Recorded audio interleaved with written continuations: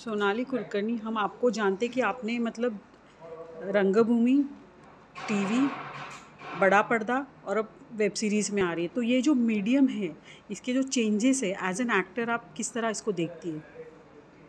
मुझे लगता है एज एन एक्टर ये बदलाव हम सबके लिए एक वरदान रहेगा क्योंकि आज OTT जिसे हम कहते हैं, वेब शोज़ वेब सीरीज़ जो आ रही हैं, इसमें कोई एज बार नहीं रहेगा।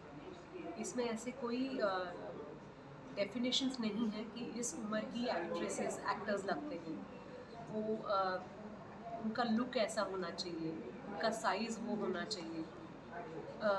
वेब शोज़ में हर एक प्रकार की व्यक्ति होती है। जैसे हम हमारे आसपास देखते हैं, सोसाइटी में देखते हैं।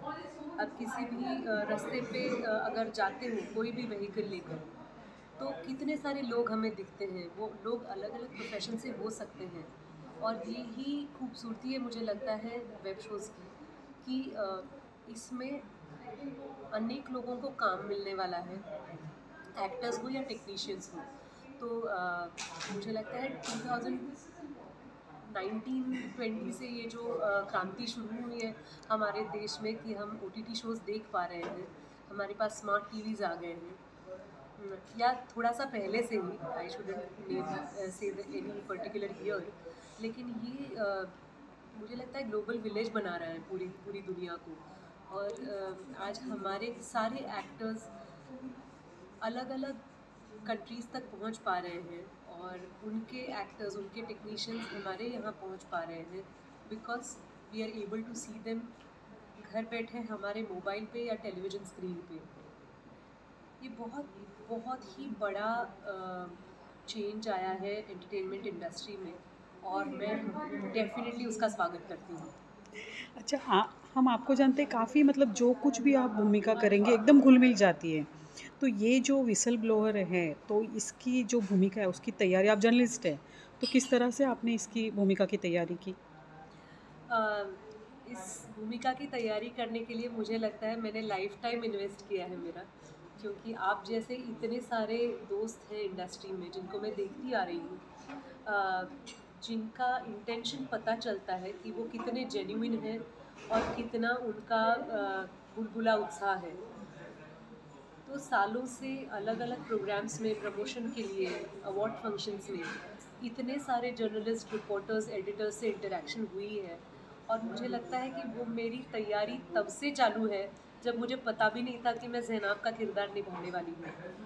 तो ये किरदार निभाने के लिए इतने फ्लैशेस आए थे मन में, कितने लोगों से मैं मिली थी, क्या उनके चैलेंजेस होते हैं, टेंशन्स होते हैं लाइव जाने के, या किसी भी स्टोरी को टाइम पे सबमिट करने के। तो वो मेरे दिमाग में थे, और मेरे डायरेक्टर मनोज पिल्लई हमेशा चाहते थे कि हम मोनोटोनस नहीं करें ज़ैनब को।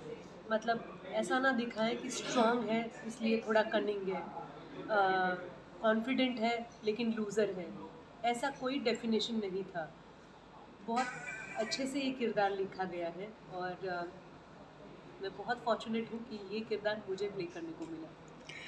आपके घर में मतलब आपके मम्मी के साइड से और आपके हस्बैंड के साइड से दोनों जगह से मतलब फैमिली आपकी क्रिएटिविटी में इन्वॉल्व है, कैमरा यस। के पीछे भी, राइटिंग में भी। तो आप इतनी टैलेंटेड है, हमने मतलब आपके काफ़ी सारे प्लेज़ और सीरियल्स और फ़िल्में देखी है।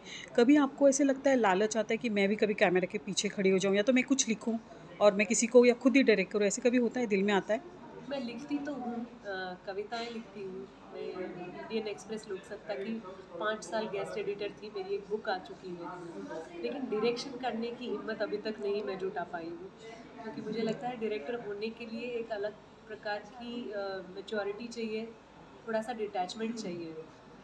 मैं बहुत इन्वॉल्व हूँ, मुझे टेंशन आता है। मुझे लगता है कि अरे, किसी को अगर 5 बजे जाना था तो 5 बजे छोड़ना चाहिए ना, या किसी की तबीयत ठीक नहीं है तो मुझे लगता है कि अरे उस एक्टर को आज छुट्टी दे तो कितना अच्छा होगा।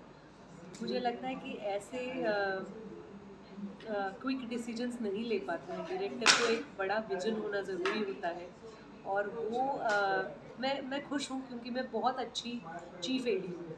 तो असिस्टेंट डायरेक्टर होना मुझे अभी तक अच्छा लगता है, लेकिन मुझे सारे बिहाइंड द कैमरा जो जो भी लोग होते हैं वो मेरे अच्छे दोस्त हैं। मुझे इंडिया के नामचीन सिनेमाटोग्राफर्स के साथ काम करने का मौका मिला है। साउंड रिकॉर्डिस्ट हो, कोरियोग्राफर्स हो, बहुत अच्छे लोगों के साथ काम करने का मौका मिला है। तो वो लालच नहीं है मन में कि आई शुड रिप्लेस देम। आप बहुत सभी मीडियम में काम कर चुके हैं, मतलब जितने भी मनोरंजन के माध्यम है सभी में काम कर चुके हैं। अभी आप मतलब माँ भी है तो और वाइफ भी है, तो ये जो तीनों मतलब काम और घर किस तरह से आप कंपार्टमेंट करती है, टाइम का या समय का कहिए? मैं मेरी कोई भी इंटरेक्शन अभी तो पिछले 1.5 साल से कम हो गई है, लेकिन जब भी किसी प्रोग्राम में जाती हूँ, पूछती हूँ, तो कभी कभी ये जवाब मिलता है कि मैं कुछ नहीं करती हूँ, मैं हाउसवाइफ हूँ। तो मैं हमेशा कहती हूँ कि मैं एक प्राउड हाउसवाइफ भी हूँ, क्योंकि सिर्फ एक्टर होना मेरी ज़िंदगी नहीं है।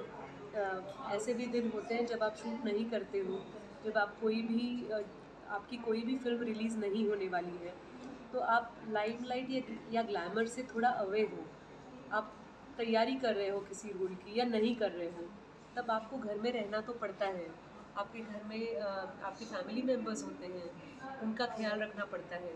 और वो रोल पेश करना या वो रोल जीना मुझे बहुत अच्छा लगता है। मेरा सबसे फेवरेट रोल है वो, क्योंकि मुझे लगता है कि जब हम अपनी पर्सनल ज़िंदगी अच्छे से निभाते हैं, खुश रहते हैं, तो वो खुशी, वो कॉन्फिडेंस आपके काम में भी रिफ्लेक्ट होता है। तो मैं बिल्कुल अवेयर हूँ कि अगर मेरी फैमिली और मेरी टीम मेरे साथ नहीं है, तो मैं कुछ भी नहीं हूँ। मैं जो भी हूँ, मेरे सारे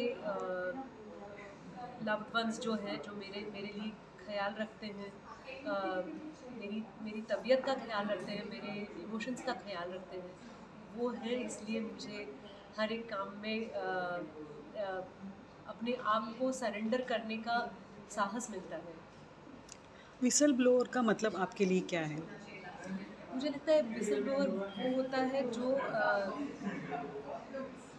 सच्चाई से आंखें मिलाए, जो कह पाए कि ये जो हो रहा है ये गलत हो रहा है और ये हमें रोकना चाहिए। विसल ब्लोअर होने के लिए आपको बहुत ही अग्रेसिव होना चाहिए, अपनी जान की बाजी लगानी चाहिए। ऐसा नहीं होता हर बार, काफ़ी बार होता है, लेकिन हमारी आम जिंदगी में विसल ब्लोअर होना मतलब विजिलेंट होना, सतर्क रहना। व्हिसल ब्लोअर के बाद में आप क्या कर रही हैं? विसल ब्लोअर की बहुत प्रतीक्षा है, तो इस साल विसल ब्लोअर, और फिर 2 नए शोज आ रहे हैं। One is directed by Sameet Kakkar, Dharavi bank, और दूसरा शो है directed by Abu Malakia, crackdown 2। और 3 फिल्में हैं अलग अलग, short and sweet, Sitara, and another Marathi film called Tich Shahar Hona by Rasika Agashe. Thank you so much, see you thank around. You.